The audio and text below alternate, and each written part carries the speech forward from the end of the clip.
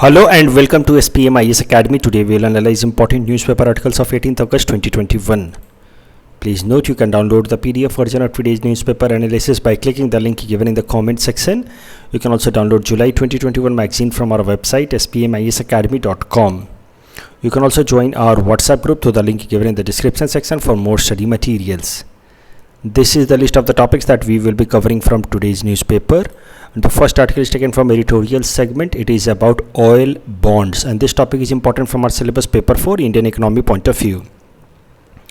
तो ब्रीफली एक बार समझ लेते हैं कि बॉन्ड्स क्या चीज़ होती हैं. वैसे तो आप जानते ही होंगे. It is a financial instrument for raising loan. तो कोई भी ऑर्गेनाइजेशन है XYZ मान लीजिए और इसको कुछ लोन चाहिए लार्ज अमाउंट पे स्ट्रक्चरल तरीके से, ऑर्गेनाइज तरीके से, तो ये फिर बॉन्ड मार्केट में जाएगा, बॉन्ड पेपर्स रिलीज करेगा, इस तरह के बॉन्ड पेपर्स. और जो इन्वेस्टर्स हैं जिनके पास पैसा है they will buy these bond papers और उसके बदले में वो फिर पैसा इन्वेस्टमेंट इस कंपनी में, इस ऑर्गेनाइजेशन में करेंगे. इस बॉन्ड पेपर पे साफ साफ टर्म्स एंड कंडीशंस लिखे रहेंगे कि ये पैसा कितने दिन के लिए दिया जा रहा है, मतलब मैच्योरिटी पीरियड, उसके अलावा इंटरेस्ट रेट कितना ऑफर किया जाएगा इस पैसे पे, ये सब कुछ इस बॉन्ड पेपर के ऊपर टर्म्स एंड कंडीशंस में लिखे रहते हैं. सरल शब्दों में बॉन्ड मार्केट एक्सेस करके ऑर्गेनाइजेशंस लोन रेज करती हैं. अगर बॉन्ड जो है वो रिलीज किया जा रहा है by a private entity then it is known as private bond. If it is release by government then it is known as government security, short में कहें तो GSEC. अब जरा समझते हैं ऑयल बॉन्ड्स के बारे में. ये जो मौजूदा जो आर्टिकल जिसके ऊपर है, तो जब यूपीए की सरकार थी यानी कि मनमोहन सिंह जी जब प्रधानमंत्री थे राइट सिंस 2004 टू 2014, उस टाइम में पेट्रोल, डीजल, कोकिंग गैस या फिर kerosene they were sold at subsidised rates. Subsidised rates मतलब मान लीजिए कि अगर आप पेट्रोल खरीदने जाते हैं पेट्रोल पंप पे तो आपको सस्ते दामों पे, जो उसकी मार्केट प्राइस हुआ करती थी उससे सस्ते दामों पे पेट्रोल दिया जाता था. मान लीजिए कि मार्केट प्राइस इस डीलर को पड़ रहा है 100 रुपये पर लीटर, जिसमें उसका अपना प्रॉफिट भी इंक्लूडेड है, लेकिन सरकार कहती थी कि थोड़ा सस्ते दाम पे बेचिए, सब्सिडाइज रेट पे बेचिए, 60 रुपये पर लीटर बेचिए, बाकी का बचा हुआ पैसा आप हमसे ले लीजिएगा एज सब्सिडी. तो ये हुआ सब्सिडाइज रेट का कॉन्सेप्ट. और ये petrol, diesel, cooking gas, kerosene इन सब पे एप्लीकेबल था ड्यूरिंग यूपीए रूल. लेकिन जब मौजूदा सरकार NDA सरकार आई तो इसने फिर पेट्रोलियम सेक्टर को डीरेगुलेट कर दिया. डीरेगुलेट मतलब मार्केट ओरिएंटेड कर दिया. मतलब अब यहाँ पे पेट्रोल, डीजल ये सब जो है वो जो भी मार्केट रेट है उसी पे बेचा जाएगा. There will be no government intervention. The government has brought down its subsidy to a great extent. Petrol, diesel को तो पूरी तरह से डीरेगुलेट कर दिया है. केरोसिन वगैरह पे कभी कभार थोड़ा बहुत इंटरवेंशन करती है सरकार, क्योंकि वो गरीब जनता इस्तेमाल करती है केरोसिन को. तो अब जरा समझते हैं कि जो यूपीए सरकार थी, मनमोहन सिंह की सरकार थी, जो सब्सिडी देती थी पेट्रोल, डीजल को सस्ते दामों पे बेचने को कहती थी आम कस्टमर को, तो वो सब्सिडी किस तरीके से दिया जाता था. सो कोई डायरेक्ट सब्सिडी नहीं दी जाती थी.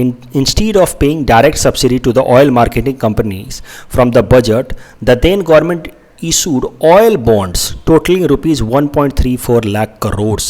तो ऑयल बॉन्ड्स दिया जाता था. सरल शब्दों में समझिए, इस इंडियन ऑयल को कहा गया है जो आखिर सरकारी कंपनियों को तो कहा जा सकता है ना, अब रिलायंस डिस्ट्रीब्यूटर को तो नहीं कह सकते. तो सरकारी कंपनियों को कहा गया कि आप सब्सिडाइज रेट पे तेल बेचिए, ठीक है, पेट्रोल डीजल बेचिए. और इन सरकारी कंपनियों को कहा गया कि आप हमसे पैसा ले लीजिए, सरकार से पैसा ले लीजिए. लेकिन ये सरकार से डायरेक्टली फंड एलोकेट नहीं किया गया, सरकार से डायरेक्टली बजटरी एलोकेशन नहीं किया सरकार ने इन कंपनियों को. रादर दैन सरकार ने क्या किया कि इनको ऑयल बॉन्ड्स दे दिए, मतलब एक तरह का इनसे लोन ले लिया. डोंट फॉरगेट बॉन्ड्स में क्या होता है कि बॉन्ड्स में बॉन्ड दिया जाता है और जो इन्वेस्टर होता है वो पैसा देता है. तो सरकार ने एक तरीके से यहाँ पे इनको बॉन्ड दे दिया और इनको इन्वेस्टर बना दिया. तो एक तरीके से इनसे सब्सिडी इनको ना दे करके, इनको डायरेक्टली पैसा ना दे करके, अपने बजट से सब्सिडी ना दे करके सरकार ने इनसे एक तरह का लोन ले लिया बाय इशूइंग ऑयल बॉन्ड्स. तो in place of direct money the UPA government gave oil bonds to this government oil distributing companies. इससे फ़ायदे क्या हुआ सरकार को? सरकार की फिस्कल डेफिसिट भी कंट्रोल में रही, क्योंकि FRBM एक्ट के हिसाब से फिस्कल डेफिसिट को तो 3% के नीचे रखना था of its total GDP, India's total GDP. Fiscal deficit भी कम रही क्योंकि पैसा बजट से दिया नहीं गया, बजट एलोकेशन हुआ नहीं. उसके अलावा ओवरऑल ऑयल के दाम भी कम रहे, केरोसिन डीजल के पेट्रोल डीजल के दाम भी कम रहे। सो ये दो फायदे थे। लेकिन सबसे बड़ा नुकसान कि इस सरकार ने अपना हेडेक आने वाली सरकारों के लिए पास कर दिया। इन्होंने लोन तो ले लिया ऑयल बॉन्ड रिलीज करके, लेकिन अब ये लोन पे इंटरेस्ट चुकाना होगा, इस लोन का प्रिंसिपल अमाउंट चुकाना होगा जब इसकी मैच्योरिटी पीरियड आएगी। तो ये हेडेक आने वाली सरकारों के लिए रह गया। उस टाइम में तो ना फिस्कल डेफिसिट आई, ना ऑयल के दाम महंगे हुए, पेट्रोल और डीजल के दाम महंगे, लेकिन ये बर्डन आने वाली सरकारों पे पड़ा। और जब मौजूदा जो सरकार है वो इस बर्डन को पूरा करने के लिए क्या कर रही है, जो अपने टैक्सेस हैं पेट्रोल और डीजल पे वो काफ़ी ज़्यादा उन्होंने बढ़ा दिया। आप देखिए एक्साइज ड्यूटी जो है, जो सेंट्रल गवर्नमेंट लगाती है, यूनियन गवर्नमेंट लगाती है ऑन पेट्रोल एंड डीजल, वो कितना ज़्यादा है, 32 रुपीज़ पर लीटर हम एक्साइज ड्यूटी देते हैं ऑन पेट्रोल, या डीजल पे 31 रुपीज़ पर लीटर। तो अगर 100 रुपये का पेट्रोल खरीद रहे हैं तो लगभग 33 रुपये तो हम सरकार को देते हैं आज टैक्स, एक्साइज ड्यूटी। उसके अलावा स्टेट गवर्नमेंट्स को वैट के फॉर्म में 26 रुपये देते हैं। तो अलग अलग स्टेट गवर्नमेंट अलग अलग वैट लगाती है, इसीलिए जो ओवरऑल अलग अलग स्टेट में पेट्रोल और डीजल के दाम थोड़े बहुत वेरी करते हैं। लेकिन हम मोर और लेस 33 रुपीज़ हम पेट्रोल पर लीटर पेट्रोल पे यूनियन गवर्नमेंट को देते हैं, लगभग 20 से 25 रुपये पर लीटर हम as a VAT state government को देते हैं, वैल्यू एडेड टैक्स। तो अब जब मौजूदा पेट्रोल और डीजल के प्राइस इतने ज़्यादा चल रहे हैं, 100 रुपये के आसपास चल रहे हैं, तो नेचुरली सरकार से पूछा जा रहा है, सरकार से सवाल किया जा रहा है कि सर आप अपनी एक्साइज ड्यूटी कम क्यों नहीं कर देते। पेट्रोल डीजल के अगर दाम कम कर रहे हैं तो सब सरल सा तरीका है, आप अपनी एक्साइज ड्यूटी कम कर दीजिए। ये जो 32 रुपये पर लीटर आप एक्साइज ड्यूटी कलेक्ट कर रहे हैं इसको कम कर दीजिए। लेकिन इस पर भारत सरकार का क्या आर्ग्यूमेंट है? भारत सरकार का कहना है कि ये एक्साइज ड्यूटी को कम नहीं कर सकते, क्योंकि जो पुरानी सरकार ने, यूपीए सरकार ने जो ऑयल बॉन्ड्स रिलीज किए थे, उस ऑयल बॉन्ड के लिए इंटरेस्ट चुकाना है, प्लस ऑयल बॉन्ड्स के प्रिंसिपल अमाउंट्स भी चुकाने, उन ऑयल बॉन्ड्स के जिनकी मैच्योरिटी पीरियड आ गई, और इसके लिए सरकार को पैसा चाहिए। और सरकार को वो पैसा फिर हमें तभी मिल सकता है जब हम एक्साइज ड्यूटी के तौर पे ये पेट्रोल डीजल पे एक्साइज ड्यूटी लगाएं और वो पैसा लाएं। इससे क्या बात हम सीखते हैं? इससे एक ही बात हमें समझ में आती है कि अगर कोई भी सरकार हमें सब्सिडी देती है, सस्ते दामों पर कोई चीज़ अवेलेबल कराती है, तो आज नहीं तो कल वो पैसा फिर हमारे ही जेब से निकलेगा। मनमोहन सिंह सरकार ने हमें सस्ते दामों पर पेट्रोल डीजल दे दिया, 50 रुपये 60 रुपये पर लीटर। उस टाइम में हमें सब्सिडी दे दी ऑयल बॉन्ड रिलीज करके। लेकिन आज जब वो बर्डन मोदी सरकार पे आए तो वो बर्डन वापस से हमारे ऊपर ही डाल दिया गया। तो कहीं ना कहीं अगर कोई भी चीज़ सब्सिडाइज तरीके से मिल रहा है जो अनसस्टेनेबल सब्सिडी है, यानी कि जिसका कोई सस्टेनेबल सॉल्यूशन नहीं है, तो फिर वो बर्डन आज नहीं तो कल हमारे ऊपर ही आने वाला है, जो इस पर्टिकुलर केस में हम देख रहे हैं। उस टाइम में हमने नहीं दिया, 2005 से 10 तक में हमने पेट्रोल डीजल पे टैक्स कम दिए, आज हमें चुकाना पड़ा। उस टाइम में हमने सब्सिडी का खूब फ़ायदा उठाया, आज हमें वही सब्सिडी चुकाना पड़ा in the form of oil bonds के जो के लिए को पे करने के लिए एक्साइज ड्यूटी के फॉर्म में हमें चुकाना पड़ रहा है। अगर आप मौजूदा प्राइस देखिए, इंटरनेशनल प्राइस देखिए क्रूड ऑयल का, average price of Indian crude oil basket, तो प्राइस कोई ज़्यादा नहीं चल रहा है, प्राइस काफ़ी कम चल रहा है। पिछले 2005-06 वाला जो प्राइस है मोर और लेस वही प्राइस लेवल चल रहा है 2020-21 में, यानी कि इंटरनेशनल प्राइस क्रूड ऑयल का ज़्यादा नहीं है। फिर भी हमारे डोमेस्टिक मार्केट में प्राइस ज़्यादा है पेट्रोल और डीजल का, क्योंकि बहुत ह्यूज अमाउंट में एक्साइज ड्यूटी लगाई जा रही है बाय द यूनियन गवर्नमेंट और वैट लगाया जा रहा है बाय द स्टेट गवर्नमेंट। अगर बात की जाए कि कितना गुना बढ़ गया है एक्साइज ड्यूटी या वैट ऑन दीज प्रोडक्ट्स, तो आपको पता चलेगा कि 2014 तक, यानी कि जब तक मनमोहन सिंह सरकार थी तब तक बस ₹3.56 लीटर एक्साइज ड्यूटी अप्लाई किया जाता था पर litre on petrol and diesel. आज के टाइम में 31 से 32 रुपये तक हो चुका है, यानी कि 9 से 10 गुना ज़्यादा एक्साइज ड्यूटी सरकार हमसे कलेक्ट कर रही है। इस टॉपिक के बेसिस पे ये हमने प्रैक्टिस क्वेश्चन आपको दे रखा है। Please attempt this question and you can submit the answer in the comment section. The next article is taken from environment segment. It is about adjutant storks that have been tagged in Bihar. तो समझते हैं ये क्या news है। This topic is important from our syllabus paper 4 environment point of view. तो सबसे पहले समझते हैं कि ये ग्रेट एडजुटेंट स्टॉर्क बर्ड होती कौन सी है। इनको कहा जाता है हरगिला बर्ड, आसाम के अंदर। These birds are mostly found only in 2 states, Assam and Bihar. इनकी पॉपुलेशन लगातार कम हो रही थी आसाम के अंदर, और देखिए पूरे दुनिया का लगभग 2/3 पॉपुलेशन हरगिला बर्ड का अकेले आसाम में है और इनकी पॉपुलेशन लगातार कम हो रही थी। इनकी हंटिंग भी बहुत होती थी आसाम के अंदर 10-11 साल पहले तक। फिर इन्वायरमेंटलिस्ट, हमारे आसाम के काफ़ी नोटेड इन्वायरमेंटलिस्ट हैं, वेल नोन इन्वायरमेंटलिस्ट हैं पूर्णिमा देवी बर्मन जी ने। और पूर्णिमा देवी बर्मन जी ने फिर इस हरगिला बर्ड या एडजुटेंट स्टॉर्क बर्ड का कंजर्वेशन प्रोग्राम स्टार्ट किया। उन्होंने विमेन की एक ग्रुप बनाई इस हरगिला बर्ड के कंजर्वेशन के लिए। उस विमेन ग्रुप को कहा गया Hargila army and this Hargila army was quite successful in creating awareness for conservation of this bird. और एक टाइम में जो इस बर्ड की बहुत ज़्यादा लोग हंटिंग करते थे, आज वही कम्युनिटी इस बर्ड को कंजर्व करते हैं और आज इस बर्ड की पॉपुलेशन स्टेबलाइज हो चुकी है और अब इंक्रीज भी हो रही है। अगर हरगिला बर्ड या ग्रेट एडजुटेंट स्टॉर्क की बात की जाए तो it is categorized as endangered in IUCN red list. It is listed under schedule 4 of wildlife protection act 1972। Purnima Devi Barman ji के बारे में मैंने आपको बताया, she is a well known environmentalist from Assam. She has been awarded president award for her efforts for conservation of Hargila bird and creation of this Hargila army, a group of women engaged in conservation of this Hargila bird.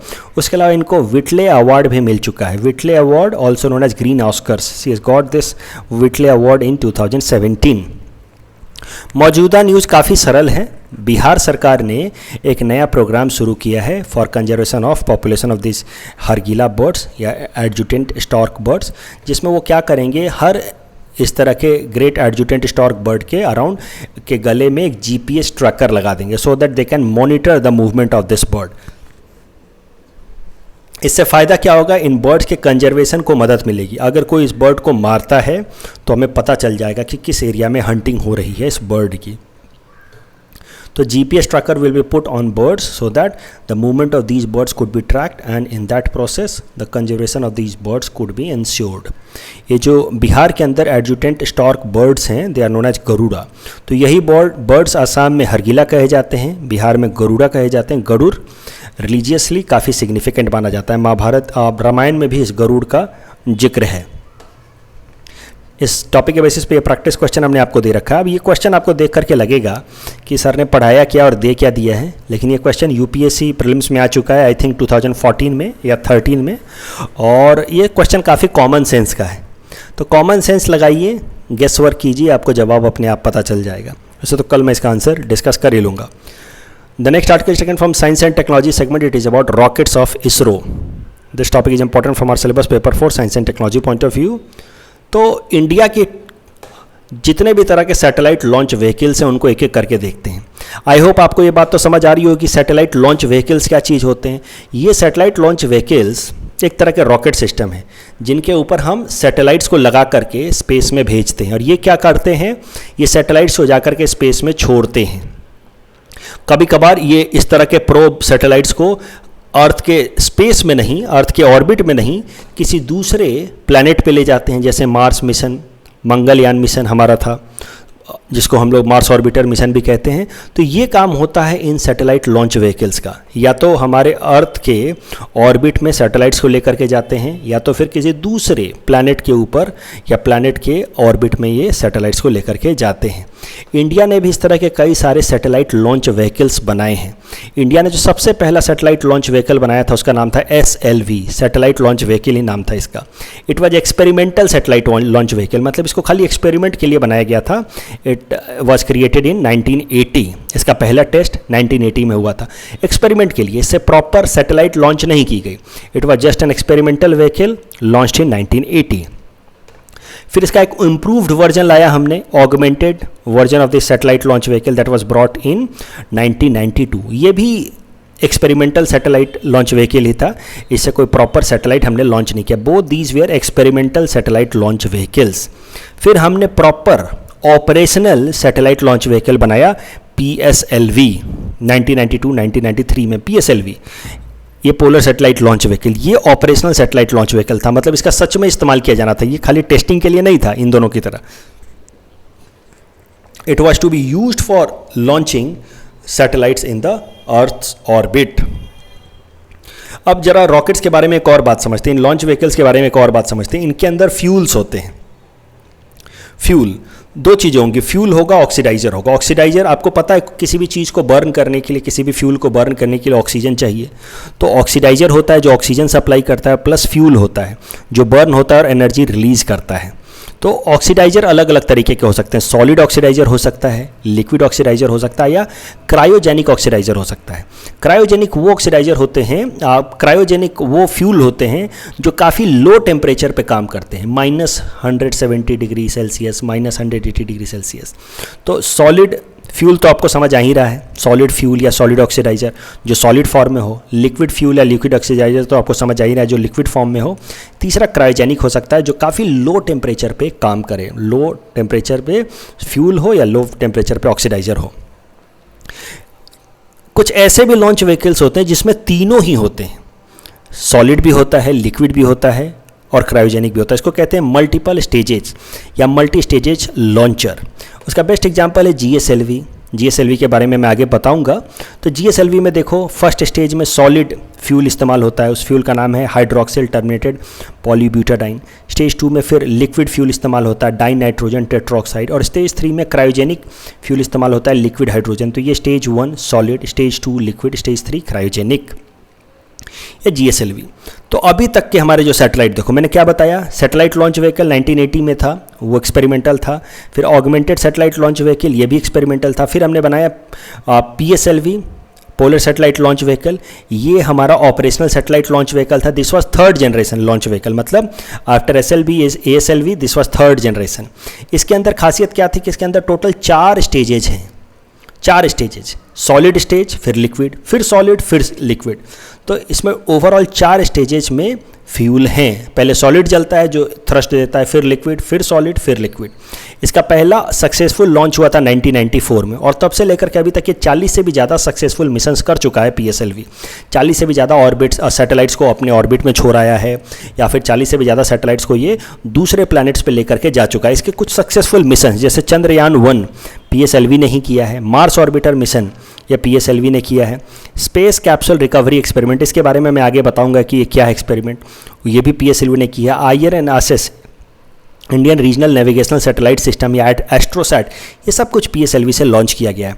PSLV इतना successful रहा है कि इसको Indian ISRO का work horse of the ISRO नाम से ही बोला जाता है, मतलब सबसे रिलायबल इसी को माना जा सकता है। जीएसएलवी देखो कभी कभार फिर भी फेल हो जाता है, क्योंकि इसकी जो क्रायोजेनिक टेक्नोलॉजी है, इसके बारे में मैं आगे बताऊंगा, जीएसएलवी के बारे में और भी बताऊंगा। ये 4th स्टेज है, इसमें कैसा है, सॉलिड है, लिक्विड है, क्रायोजेनिक है, पीछे तो दिखा ही चुका हूँ मैं। इसका जो क्रायोजेनिक टेक्नोलॉजी है वो काफ़ी कॉम्प्लेक्स है और इस कारण से कभी कभार फेल हो जाता है, लेकिन पीएसएलवी बहुत रिलायबल है, इसीलिए इसको कहा जाता है वर्क हॉर्स ऑफ इसरो। इसकी पेलोड लगभग 1750 किलोग्राम तक है, मतलब 1750 किलोग्राम तक का ये सैटेलाइट को 600 किलोमीटर की एल्टीट्यूड तक छोड़ सकता है सन सिंक्रोनस पोलर ऑर्बिट में। अब ये सन सिंक्रोनस पोलर ऑर्बिट क्या होते हैं, या जियो स्टेशनरी ऑर्बिट्स क्या होते हैं, आई होप आपको पता होगा। अगर नहीं पता है तो कमेंट सेक्शन में लिख के बताइए, कल के न्यूज़पेपर एनालिसिस में मैं इसको क्वेरी सेक्शन में डिस्कस कर लूँगा। लेकिन आज मैं सिर्फ सैटेलाइट लॉन्च व्हीकल्स पर डिस्कस कर रहा हूँ, तो मैं ऑर्बिट्स पर डिस्कशन नहीं करूंगा। अगर आपको क्लैरिटी है तो लेट इट बी, नहीं है तो ऑर्बिट्स के बारे में लिख के बताइए कि सर ऑर्बिट्स की क्लैरिटी नहीं है, I will discuss it tomorrow. अब जो आखिरी हमारा 4th स्टेज लॉन्च व्हीकल है जीएसएलवी, जिसके बारे में मैंने बताया कि काफ़ी कॉम्प्लेक्स है। ये जीएसएलवी है, ये 4th स्टेज है। इसमें कैसा है, 2 टन तक का सैटेलाइट लॉन्च किया जा सकता है। इसने इनसैट या जीसैट सीरीज़ के कम्युनिकेशन सैटेलाइट लॉन्च किए हैं geosynchronous transfer orbit satellite transfer orbit में। अगेन आई होप आपको जियो सिंक्रोनस ऑर्बिट पता होगा, नहीं पता है तो मुझे बताइए। जैसा कि मैंने आपको पहले ही बताया, इट इज़ 3 स्टेज व्हीकल। इसमें सॉलिड स्टेज भी होता है, फिर लिक्विड होता है, फिर क्रायोजेनिक होता है। जीएसएलवी के अलग अलग वर्जन हम डेवलप कर रहे हैं, जैसे जीएसएलवी मैक 1 ये सबसे बेसिक वर्जन था जो हम रसिया से लेकर के आए थे, रसिया से टेक्नोलॉजी लेकर के आए थे। फिर जीएसएलवी मैक 2 ये इंडिया ने खुद डेवलप किया, इंडिजिनस टेक्नोलॉजी। जीएसएलवी मैक 3 ये भी इंडिजिनस टेक्नोलॉजी है जिसको हम खुद डेवलप कर रहे हैं। ये तीनों ही क्रायोजेनिक टेक्नोलॉजी पे बेस्ड है, यानी कि इसका तीनों में ही 3 स्टेज लॉन्च व्हीकल्स हैं, जिसका पहला स्टेज है सॉलिड, दूसरा लिक्विड और तीसरा है क्रायोजेनिक।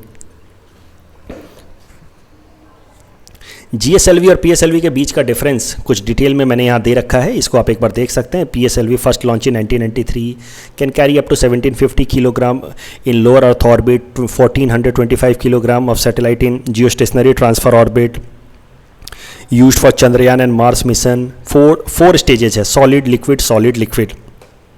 GSLV 2001 में पहली बार लॉन्च हुआ।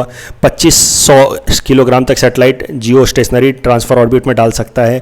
5000 तक का सैटेलाइट वो डाल सकता है लोअर अर्थ ऑर्बिट में, यानी कि ये ज़्यादा पावरफुल है और होना भी चाहिए। क्यों? क्योंकि इसमें क्रायोजेनिक प्रोपल्सन सिस्टम भी इस्तेमाल किया जा रहा है। इसका जो लेटेस्ट वर्जन होगा उसका नाम है GSLV Mach 3। अब एक और मज़ेदार व्हीकल हमने डेवलप किया है 2016 में, लेकिन ये काफ़ी बेसिक फॉर्म में है, अभी इसको पूरी तरह से कॉमर्शियल स्केल पे हमने डेवलप नहीं किया है, और इसका नाम है रीयूजेबल लॉन्च व्हीकल। लेकिन ये अभी काफ़ी बेसिक फॉर्म में, इसीलिए इसको नाम दिया जाता है reusable launch vehicle technology demonstrator. अभी खाली हमने टेक्नोलॉजी डेमोन्स्ट्रेट किया, इसको पूरी तरह से कॉमर्शियल स्केल पे या यूजेबल या ऑपरेशनल स्केल पे हमने डेवलप नहीं किया। इसमें खासियत क्या होगी कि ये जाएगा और ये लॉन्च व्हीकल आसमान में सैटेलाइट को छोड़ करके वापस हमारे अर्थ पे आ जाएगा, जिससे हम इसको दोबारा से यूज कर सकते हैं। That means it will be a kind of hybrid of rocket and aircraft. Aircraft कैसे होता है? एरोप्लेन जाता है, हमें ड्रॉप करके वापस से दूसरी फ्लाइट ले लेता है, मतलब रीयूजेबल होता है ना एरोप्लेन। वैसे ही ये रीयूजेबल रॉकेट्स हम बना रहे हैं, जिसका नाम हमने दिया है रीयूजेबल लॉन्च व्हीकल। तो ये रीयूजेबल लॉन्च व्हीकल का भी खाली हमने टेक्नोलॉजी डेमोन्स्ट्रेशन दिया है। इस रीयूजेबल लॉन्च व्हीकल में हमने क्या किया है कि इस तरह का इसको प्लेन जैसा शेप दिया है। PSLV ही है, ठीक है, 4 स्टेज सॉलिड लिक्विड ये, लेकिन इसको हमने थोड़ा प्लेन जैसा स्ट्रक्चर दिया है कि ये जा करके सैटेलाइट को छोड़ करके ऑर्बिट में वापस आ जाए। इसका टेक्निकल डेमोन्स्ट्रेशन हमने किया था 2016 में, 23 मई 2016 में। उसमें हमने क्या किया, ज़्यादा हाइट तक तो नहीं, हार्डली 56-60 किलोमीटर हाइट तक ये गया। एक छोटा सा सैटेलाइट वहाँ पे छोड़ करके वापस से अर्थ पे आ गया था। तो छोटा सा टेक्नोलॉजिकल डेमोन्स्ट्रेशन हमने 770 सेकंड का किया था, लेकिन अब इसको पूरी तरह से डेवलप करना बाकी है। अब करंट न्यूज़ पे आते हैं। तो देखिए, मुद्दा ये है कि हमारे पास कितने तरह के सैटेलाइट हैं। SLV या ASLV तो देखो ये एक्सपेरिमेंटल थे। PSLV GSLV अभी ऑपरेशनल हैं, और GSLV का हाईएस्ट वर्जन GSLV Mach 3 हम डेवलप कर रहे हैं। उसके अलावा एक रीयूजेबल लॉन्च व्हीकल हम डेवलप कर रहे हैं, और एक करंट न्यूज़ है कि एक नया तरह का लॉन्च व्हीकल हम डेवलप कर रहे हैं। और PSLV है हमारे पास, GSLV है, रीयूजेबल लॉन्च व्हीकल भी डेवलप कर रहे हैं, उसका टेक्नोलॉजिकल डेमोन्स्ट्रेशन हो चुका है। और अब एक SSLV लॉन्च कर रहे हैं, स्मॉल सैटेलाइट लॉन्च व्हीकल। छोटे छोटे सैटेलाइट्स, लगभग 500 किलोग्राम तक के सैटेलाइट्स को लॉन्च करने के लिए एक छोटा स्मॉल सैटेलाइट लॉन्च व्हीकल हम डेवलप कर रहे हैं, जो इस साल के अंत तक डेवलप हो जाएगा। इसमें कोई बहुत बड़ी बात नहीं है। जब हम PSLV बना चुके हैं, GSLV बना चुके हैं, तो इसको तो आराम से बना लेंगे। 500 किलोग्राम तक का सैटेलाइट लॉन्च करना है। इससे फ़ायदा क्या होगा कि जो दुनिया के अलग अलग देश हैं जिनको छोटे छोटे सैटेलाइट भेजने होते हैं स्पेस में, उनके लिए हम कॉमर्शियल ऑर्डर्स ले सकते हैं कि भाई ब्राज़ील तुम्हें भेजना है 500 किलोग्राम का सैटेलाइट, लाओ हम भेज देते हैं अपने SSLV से, और उससे बदले में कुछ पैसा ले लेंगे। हमारी इसरो की एक कॉमर्शियल विंग है NSIL, वो इस तरह के कॉमर्शियल ऑर्डर्स लाती है, और हम उम्मीद कर रहे हैं कि SSLV साल के अंत तक हम बना लेंगे, और इस तरह के छोटे छोटे कॉमर्शियल ऑर्डर्स लेकर के इसरो हमारा कॉमर्शियल एक्टिविटी कर पाएगा। The next article is taken from economy segment. It is about financial inclusion index. This topic is important from our syllabus paper for Indian economy point of view. तो financial inclusion, सबसे पहले इसका definition समझते हैं। Financial inclusion is defined as delivery of banking services at an affordable cost. हर इंसान को financial inclusion का मतलब है कि उसके पास बैंकिंग की बेसिक सर्विसेज हों, और वो भी अफोर्डेबल तरीके से। तो क्या होता है फाइनेंशियल इंक्लूजन, इस डायग्राम की मदद से आराम से समझ पाएंगे। Financial inclusion means everyone should have access to banking facility, insurance facility, investment, credit, loan चाहिए तो लोन मिल पाए, इंश्योरेंस भी दोनों तरीके के, life insurance, non life insurance. अगर ये सब ऑप्शंस अगर आपके पास अवेलेबल हैं, अगर आप ये सब चीज़ें अवेलेबल कर सकते हैं, ये सब चीज़ें फैसिलिटीज़ आप अवेल कर सकते हैं, तो कहा जाएगा कि आप फाइनेंशियली इंक्लूडेड है। लेकिन हमारे देश में कई सारे लोगों के पास ये ऑप्शंस नहीं है, यानी कि हमारे देश में फाइनेंशियल इंक्लूजन काफ़ी पुअर है। उसके पीछे क्या कारण है, व्हाट इज़ द हिंड्रेंस? तो हिंड्रेंस है कि हमारे यहाँ की जो फ्री मार्केट इकोनॉमी है, यानी कि मोर और लेस हमारे यहाँ पे जो भी बैंकिंग सिस्टम है या फाइनेंशियल सिस्टम है, वो मार्केट बेस्ड है, प्रॉफिट के लिए काम करता है, मार्केट ओरिएंटेड है, प्रॉफिट के लिए काम करता है। और प्रॉफिट के लिए काम करने के कारण इन सारे सेगमेंट्स को, इन सारे बैंक्स को, म्यूचुअल फंड्स को, NBFCs को गांव-गांव में जा कर के अपना सेंटर खोलने की इच्छा नहीं है इनकी। They don't want to go to the rural areas, they don't want to give last mile connectivity. Why? Because it is not a profitable activity. कोई गांव में जाकर के अपना ब्रांच खोलेगा बैंक तो उसको प्रॉफिट ही नहीं होगा, कोई गांव में जाकर के अपना एनबीएफसी खोलेगा तो प्रॉफिट ही नहीं होगा. So because of the market oriented economy where all the financial sector institutions are engaged in profit making activities, no one is interested in providing financial services to the people living in rural areas, and still 70% of the population of India lives in rural areas, and that is why about 70% of the people still do not have a viable financial inclusion services. All these services are not available to more than 70% people of our country. There are only few states like Kerala, Maharashtra, Karnataka where there is high financial inclusion, while states like West Bengal, Bihar, Assam, यहाँ पे there is very low financial inclusion. Financial inclusion बढ़ाने के लिए एक massive programme जरूर हमारी सरकार ने स्टार्ट किया था, प्रधानमंत्री जनधन योजना, जिसमें लोगों के जनधन अकाउंट खोले जा रहे थे. इसको नो फ्रिल्स अकाउंट खोला बोला जाता है, मतलब उसमें कोई झंझट नहीं था. नो फ्रिल्स अकाउंट, कोई मिनिमम आपको बैलेंस नहीं रखना, कुछ भी इस तरह का हेडेक नहीं, कोई बहुत ज़्यादा कागजात की नहीं, प्रोविजनिंग नॉर्म्स भी नहीं थे. तो फाइनेंशियल इंक्लूजन को बढ़ाने के लिए ये स्कीम लाई गई थी, प्रधानमंत्री जनधन योजना. अब करंट न्यूज ये है कि reserve bank of India has introduced a financial inclusion index, जिसमें अब वो मेजर करेगा कि हमारे देश में साल दर साल कितना ज़्यादा फाइनेंशियल इंक्लूजन बढ़ रहा है. तो हर साल अलग अलग स्टेट्स के लिए फाइनेंशियल इंक्लूजन इंडेक्स पब्लिश की जाएगी. भाई आपके स्टेट में कितने लोग फाइनेंशियली इंक्लूडेड हैं. हर स्टेट को रैंकिंग दी जाएगी between 0 to 1. 0 indicates complete financial exclusion, while 100 ranking दी जाएगी और स्कोर दिया जाएगा between 0 to 100. 0 indicates complete financial exclusion, मतलब आपके यहाँ पे कोई इंक्लूडेड नहीं है फाइनेंशियली सिस्टम में. 100 मीन्स कंप्लीट फाइनेंशियल इंक्लूजन. तो इस तरीके से एक नया इंडेक्स पब्लिश किया है आरबीआई ने, जिसके बेसिस पे अलग अलग एरियाज़ को स्कोर दिया जाएगा कि वो कितना अपने एरियाज़ में, अपने स्टेट में फाइनेंशियल इंक्लूजन को प्रमोट कर रहे हैं.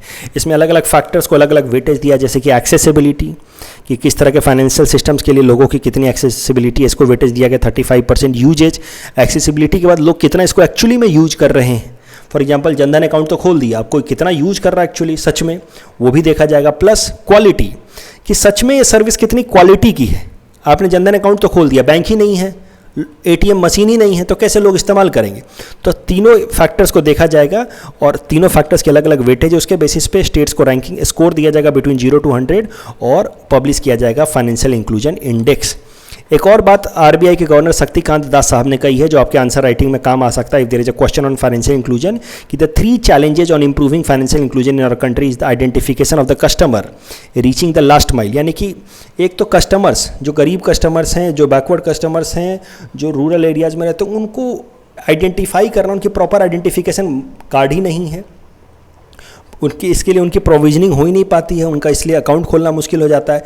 रीचिंग लास्ट माइल कनेक्टिविटी, गांव-गांव में इस तरह की बैंकिंग सर्विसेज पहुंचा पाना मुश्किल हो जाता है टेक्नोलॉजिकली. उसके अलावा providing relevant, affordable and safe product.